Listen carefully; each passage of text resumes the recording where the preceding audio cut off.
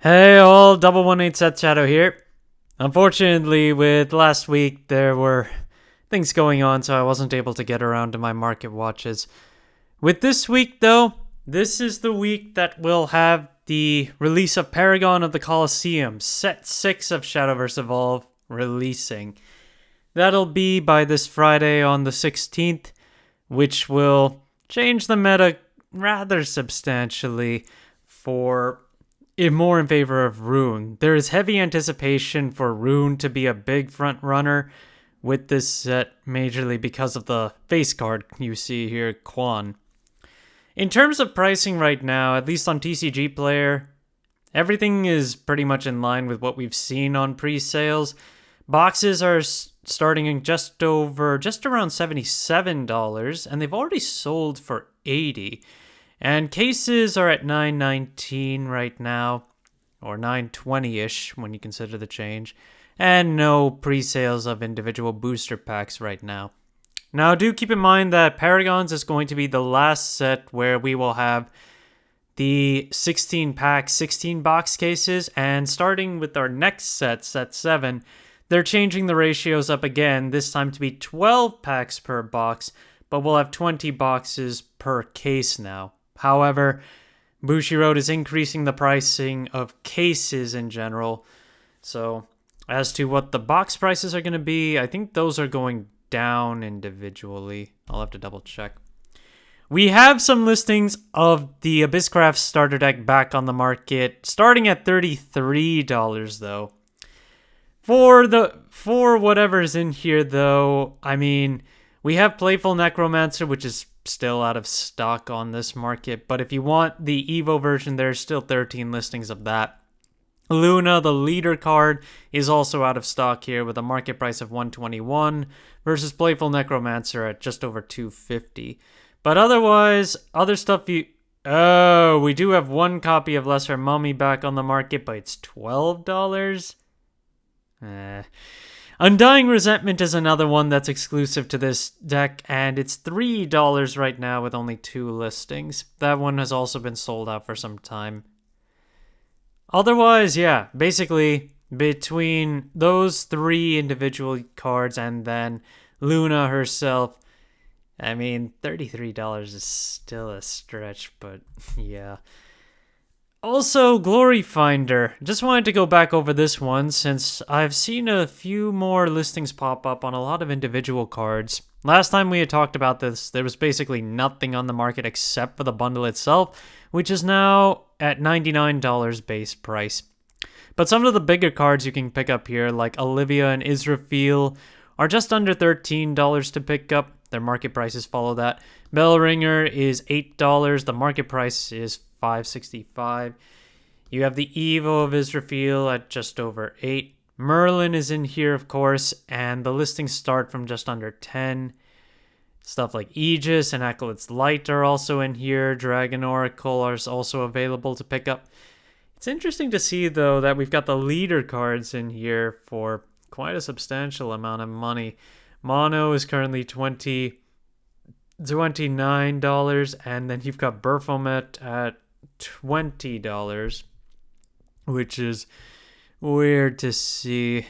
But other stuff we've got in here, there's an exclusive Person, which is $8.55, and then there's also Dark Alice, Cerberus, the Evo of Bellringer, and Lyrial Archer Throne, which just came out of set 5 as well. But a lot more listings have popped up and are now available as singles. But from the way that the Glory Finder bundle keeps on dropping, if you do need to pick up at least one of each of these cards, it's probably better for you to buy the bundle rather than the singles. Galmix, the Omen of Disdain, has been seeing a bit of a drop-off at about $12 right now for its base legendary. The market price is right around there too, and then if you want the Evo, that one is still holding around its current price of just over $5 to about $6. The Super Legendary of the base form is currently $35 base with a market price of almost $42.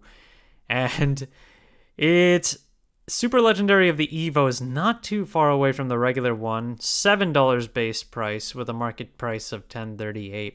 And the Ultimate Rare is just under 200. It's 196 right now to pick up. I would anticipate that Gelmix will still see play as we go along. I've seen it just kind of get played here and there as part of Dragoncraft, even with newer sets. But ultimately, I would say definitely keep an eye on this one, as I think it has more potential to see a rise again over time. Gilneny's Omen of Craving. As we move into set 6, I feel like this card and its overall engine is going to see a lesser amount of play as we move into new types of decks coming from set 6.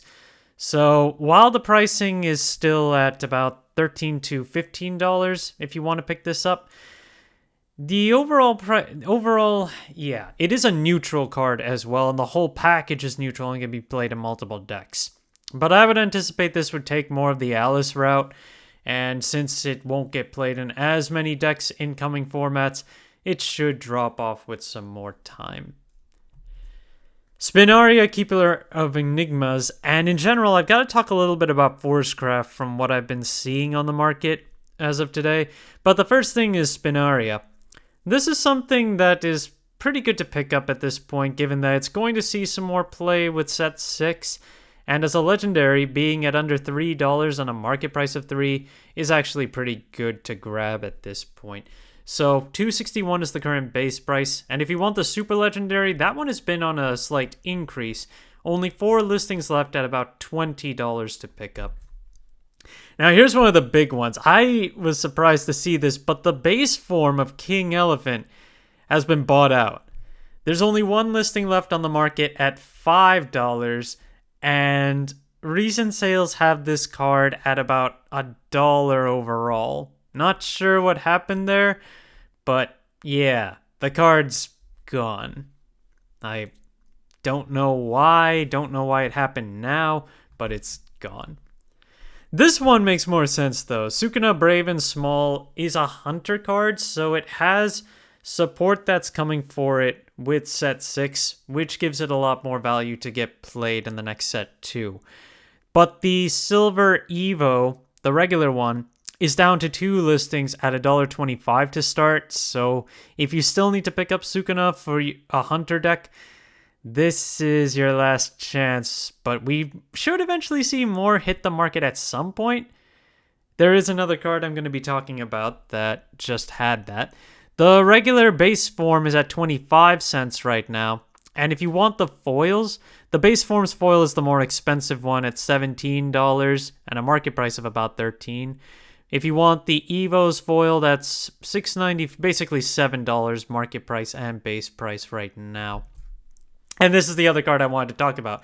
Punk Devils Gold Rare finally got a bunch of listings flooding into the market that has made it far more accessible to pick up again. 15 listings now, and it's $3.58 base.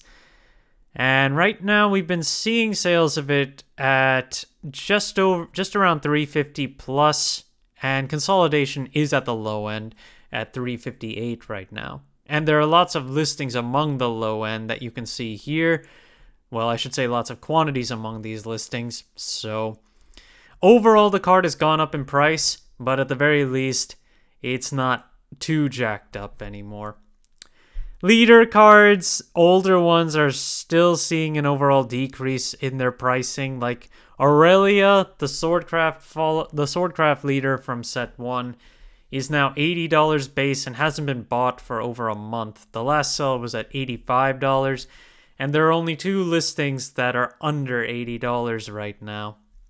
Someone is trying to sell a Japanese version of it for $85 as well, and then it just keeps on moving back up to its $100 marks. But ultimately, the thing about leader cards is that they're really just aesthetic.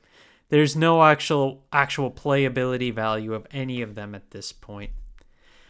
The Luna leader card from set 1 has also dropped off pretty heavily, where its market price is $82, but the lowest listing is now $60. And this card hasn't seen a sale since May, where the last few sales have been $90 down to $76. And we do have a number of listings that are still under $65, No consolidation, given that these are hard cards to pull, but the lowest listing does have 2 quantity available compared to the others.